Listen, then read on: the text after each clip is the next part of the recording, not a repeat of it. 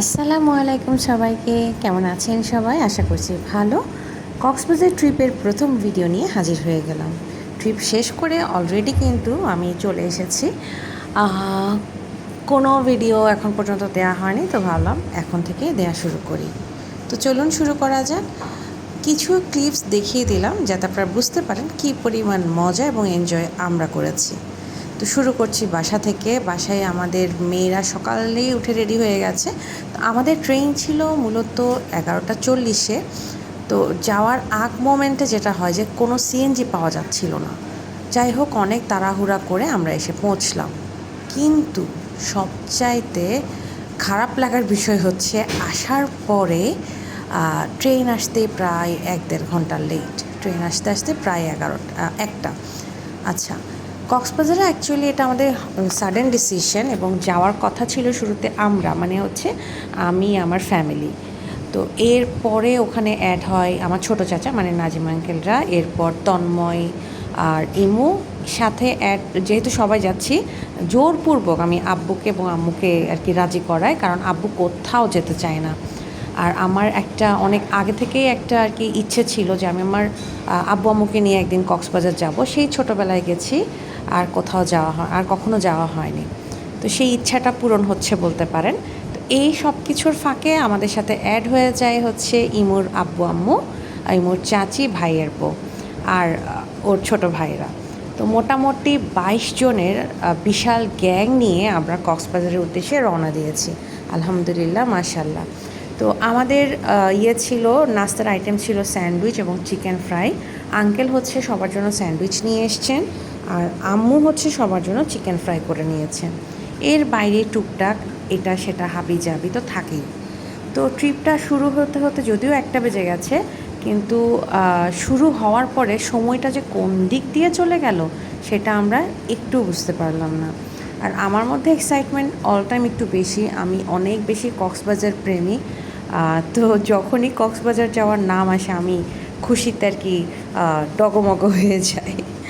আচ্ছা, বাচ্চারা তো সুপার হ্যাপি। বাচ্চারা প্রথমবারের মতো তারা ফুল গ্যাং যাচ্ছে, মানে তাহিম তাসকিন সহ, ওয়াসনা ইউসরা, উমাইজা সহ মোটামুটি তাদেরও একটা গ্রুপ হয়ে গেছে। তো এখন হচ্ছে আমরা চিকেন ফ্রাইটাই খেয়ে নিলাম, পেট একদম ভরপেট। এরপর আমরা গল্প করতে করতে কখন যে পৌঁছে গেলাম জানি না। তো এবারের ট্রিপটা আমি আগেই বলেছি আমার জন্য অনেক বেশি একটা স্পেশাল ট্রিপ, যেহেতু আমার আব্বু আম্মুকে নিয়ে আমি যাচ্ছি। তো আব্বু কখনো কোথাও যদি যেতে বলি উনি ওইটার একটা নেগেটিভ সাইড উনি বের করবে। উনি অ্যাকচুয়ালি ঘোরাঘুরি পছন্দ করেন না। আর আমার আম্মু আবার একটু ভ্রমণ পিপাসু, উনি ঘুরতে পছন্দ করেন। তো আব্বুকে অনেক কষ্টে রাজি করিয়ে এই ট্রিপের জন্য নিয়ে আসা আসলে একটা কষ্টসাধ্য কাজ ছিল। তো এটা একদিক থেকে ভালো হয়েছে যে ইমুর বাবা মানে আঙ্কেল সহ থাকাতে আব্বুর সময়টাও ভালো কেটেছে। তো আমরা ট্রেন থেকে নামলাম কক্সবাজার রেল স্টেশনে, মানে ট্রেনে চড়ে এটা আমাদের প্রথম ভ্রমণ। আর স্টেশনটা আমার খুবই পছন্দ হয়েছে, দেখতে খুবই সুন্দর, যদিও আমার ওভাবে ঘুরে দেখা হয়নি, বাট আমার ভালো লেগেছে। তো বের হয়ে আমরা এবার টমটমের জন্য অপেক্ষা করছি। পরে একটা মানে 3টা টমটম নিয়ে আমরা আমাদের গন্তব্যস্থলে পৌঁছাই। আমাদের হোটেল বুকিং দিয়েছে মূলত তন্ময়। ও হচ্ছে আমরা যে হোটেলে ছিলাম সেটার নাম হচ্ছে ডিভাইন ইকো রিসোর্ট। তো এটার সাথে আমি পরিচিত না, যেহেতু আমি আগে এটাতে ছিলাম না। তো আমি যাবতীয় দায়িত্ব ওদেরকে দিয়ে দিয়েছি। তো গিয়ে পৌঁছে আমি হোটেল রিভিউ অন্য আরেকদিন দিব। এখন হচ্ছে আমি আপনাদেরকে একটু দেখাতে দেখাতে নিয়ে যাই ওয়েদারটা কেমন ছিল। অনেকে ভয় পাচ্ছেন যে এখন অনেক গরম, কীরকম হচ্ছে কক্সবাজারে। অ্যাকচুয়ালি গরমের মধ্যেও কক্সবাজারে আমার মনে হচ্ছে একটা ঠান্ডা বাতাস থাকে। ডলফিন মোড়ে আমরা চলে এসেছি। ডলফিন মোড় থেকে বিচ একটু দেখা যাচ্ছে, সাগরের ঢেউ একটু আছড়ে আছড়ে পড়ছে এবং বাতাসটা আসছে। তো আমরা ডিভাইন রোডের ভিতর দিয়ে চলে আসলাম আমাদের হোটেলে, মানে রিসোর্টে, ডিভাইন ইকো রিসোর্ট। তো এসে আমরা আমাদের রুমে জিনিসপত্র রেখে আমরা এখানে খাওয়া দাওয়া করে নিয়েছি। তো খাওয়া দাওয়া ছিল হোটেলের খাওয়া দাওয়া যা হয় অ্যাভারেজ, আমি অনেক বেশি ভালো বলতে পারবো না, বাট একটু কস্টলি ছিল। এরপর এই হোটেলের সবচেয়ে ভালো দিক যেটা, জাস্ট হোটেলের পিছন সাইডেই হচ্ছে বিচ সাইড, মানে আপনার ওখান থেকে বিচে আসতে 2 মিনিট সময় লাগবে হেঁটে। এসেই আমরা বসে গেলাম। আর এটা আমাদের পুরো গ্যাংয়ের একটা অংশ দেখতে পাচ্ছেন। আর বাচ্চারা তো অস্থির আনন্দ করছে, ওদেরকে ধরে রাখা যাচ্ছে না। আমি এখন আপনাদেরকে ডিরেক্ট বাচ্চাদের সাথে এবং আমাদের সাথে সমুদ্র পাড়টা ঘুরে দেখাবো। চলুন দেখি।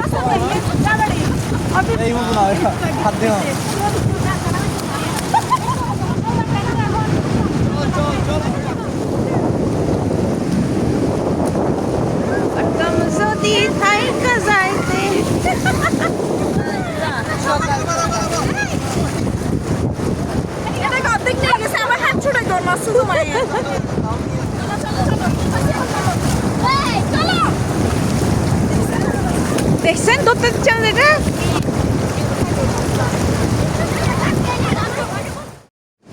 ভিডিও করাচ্ছে, আমি নিজে এনজয় করার দিকে বেশি নজর দিয়েছিলাম, যার কারণে এবারের ট্রিপে খুব একটা বেশি ভিডিও আসলে আমার নেওয়া হয়নি।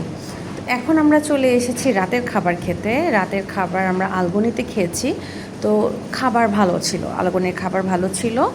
আর আলগনিতে যতবারই এসেছি আমার খুব একটা খারাপ লাগেনি। ওদের সবসময় গরম সার্ভ করে, যেটা সবচেয়ে ভালো লাগার বিষয়।